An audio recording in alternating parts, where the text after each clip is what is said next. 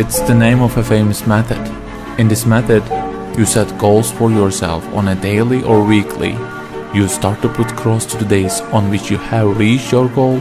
You make a chain with these crosses and you don't give up. You don't break that chain. But we have a problem.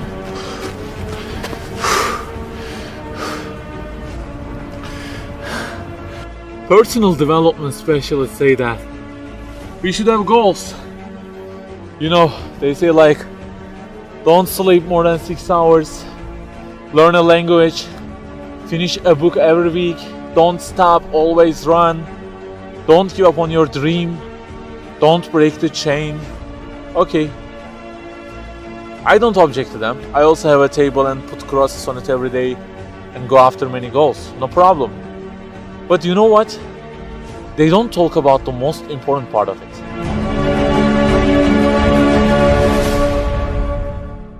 Let me give you a simple mathematical example. Try to imagine that you are adding numbers, and imagine that the numbers you have added up to this year is, for example, 35 in total, and you start from this year. For example, you will add 4 in this year, and then add 8 in next year, and it goes on. And there is an unknown time which counts down, and when it ends, you can't add any other number. Okay, you start the addition. Plus 4, plus 8, plus 7, plus 3. You add ambitiously, you keep adding and adding.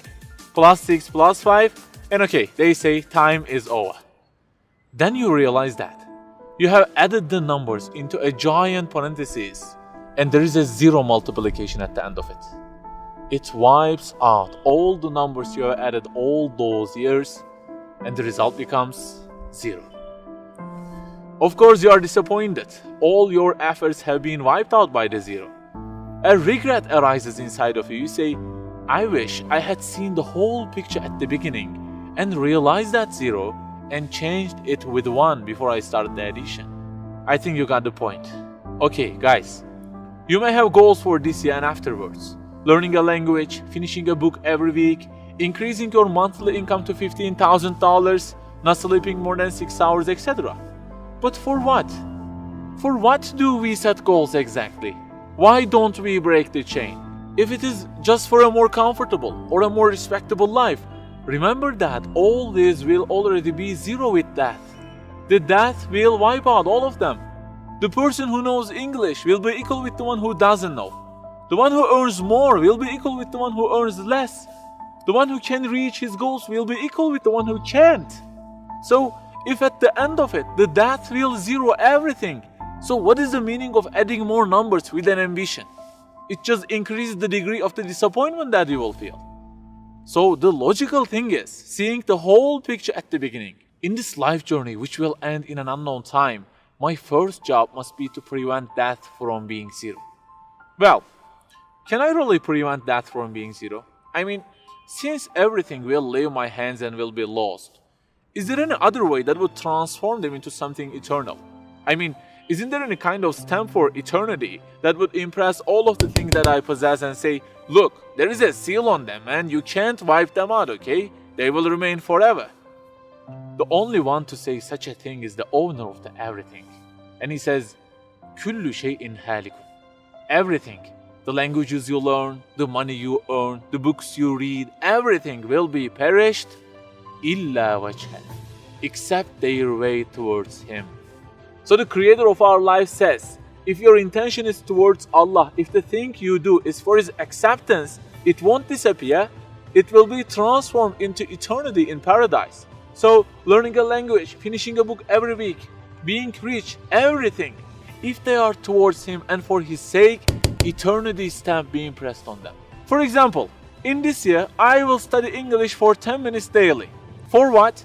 Because serving Islam in the field of English is so important, and I want to gain acceptance of my Lord with it. That 0 has turned into 1. This year, I will finish a book every week. Why? Because this is the way of being a more sophisticated person and serving Islam better, and Allah who is eternal will be pleased with it. Good news, that 0 has turned into 1 because now His acceptance is your intention. I aim increasing the income of my company to $150,000. For what? Because I will spend that money on spreading the message of the Quran to the whole world and the publications that would please Him. you have exterminated the zero, because now your goal is towards him. We add and add like this through our lives, and they don't end with death. People who seek Allah's sake in their actions kill their death. Death cannot zero their additions. If the thing we do is for his acceptance, it is not mortal. You may say, I don't really love him that much, and maybe I don't really believe in him that much either. So how can I do everything for his sake? I don't even know who he is. My brother or sister, that's the problem. You don't even know who he is. And actually, it is our first job in this life. Recognizing him, that's the first step. The more you recognize him, the more you love him. And the more you love him, the more you seek his sake in your actions. So learn about him. Who made you? What does he want? Why does he give you such a billion things in each day? Read, find out. Turning to zero into one is a lifelong process. Start at the point that you are missing and try to fix it. Like the specialists say, don't break the chain, but keep the chain to gain his acceptance. Run, but run to be eternal.